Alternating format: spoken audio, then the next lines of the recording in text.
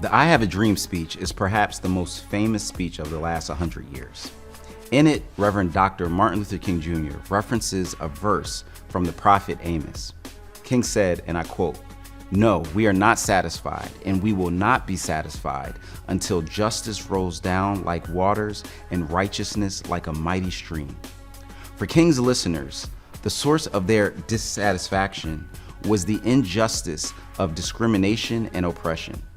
The invoking of Amos was very appropriate because the nations that Amos and King were both addressing were religiously active, offering sacrifices and songs of worship, but socially unjust, oppressing the poor, cheating in business, and exploiting the vulnerable. Amos condemns this hypocrisy. Earlier in the chapter, God says that he rejects their festivals and offerings because they lack genuine morality. Verse 24 then declares what God actually desires: justice and righteousness. Injustice to Amos and Dr. King was like a drought that deprives those suffering from it with a resource as necessary as water. We often use the expression, "I'm dying of thirst," and it's appropriate because we can't survive more than a few days without water. But injustice is a drought often caused by human greed.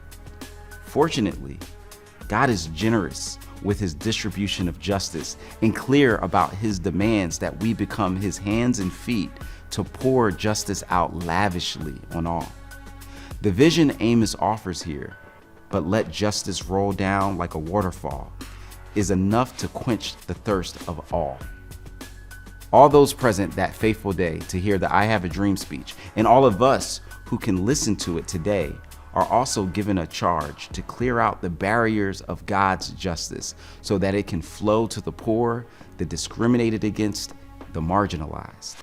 As we reflect on MLK Day, I encourage you to identify a particular way injustice is causing thirst for those in our society and consider how you can be God's hands and feet to unblock the barriers so justice can flow unhindered and freely for all who thirst for it.